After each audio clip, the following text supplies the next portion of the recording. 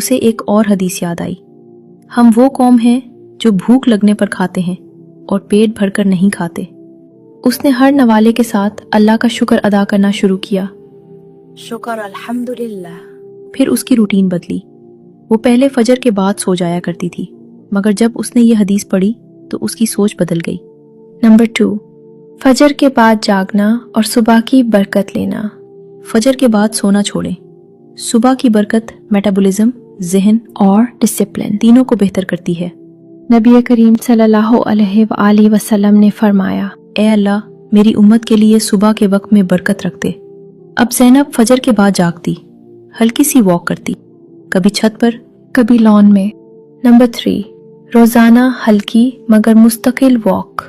नबी करीम सल्लल्लाहु अलैहि वसल्लम मुस्तकिल मिजाजी से चलने को पसंद फरमाते थे। ज़ैनब को ये बात समझ आ गई थी कि हैवी वर्जिश जरूरी नहीं, कंसिस्टेंसी सबसे ज्यादा अहम है। ज़ैनब ने नियत की, या अल्लाह, मैं अपनी सेहत के लिए चल रही हूँ ताकि तेरी इबादत बेहतर कर सकूं। इस नियत के साथ उसका हर कदम सदका बन गया। नंबर 4, पानी पीने की सुन्नत, सेहत और खूबसूरती का राज।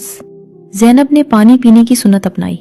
सबसे पहले बैठकर पीना, फिर हर घूंट आराम से 3 सांस में लेना और आखिर में अल्लाह का शुक्र अदा करना। अल्हम्दुलिल्लाह।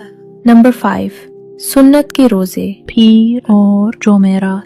नबी करीम सल्लल्लाहु अलैहि वसल्लम ने फरमाया, आमाल नेक काम पीर और जुमेरात के दिन अल्लाह के हुजूर पेश किए जाते हैं, और मैं चाहता हूँ कि मेरा अमल इस हाल में पेश हो कि मैं रोजे में हूँ। फिर उसने पीर और जुमेरात के रोजे रखना शुरू किए। रोजों ने ना सिर्फ उसका वजन कम किया बल्कि उसकी इमोशनल ईटिंग भी कंट्रोल हो गई। वक्त गुजरा, वजन कम हुआ, मगर सबसे बड़ी तब्दीली दिल में आई।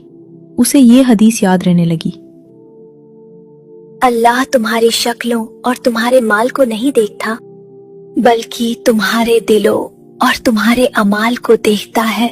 नंबर 6, कंपैरिजन छोड़ना और खुद की कदर बढ़ाना।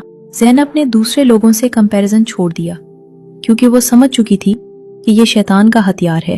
वो हर रोज नमाज के बाद कुरान पाक जरूर पढ़ती। ला तक़नतू मिन रहमतिल्लाह, अल्लाह की रहमत से मायूस ना हो।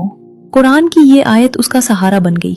मेरी प्यारी बहनों, ज़ैनब की कहानी सिर्फ वजन कम होने की नहीं बल्कि खुद को दोबारा कबूल करने की कहानी है। याद रखें, सुन्नत कोई डाइट प्लान नहीं, ये एक मुतवाज़िन लाइफस्टाइल है जो जिस्म, ज़हन और रूह तीनों को शिफा देता है। अपनी कदर वजन से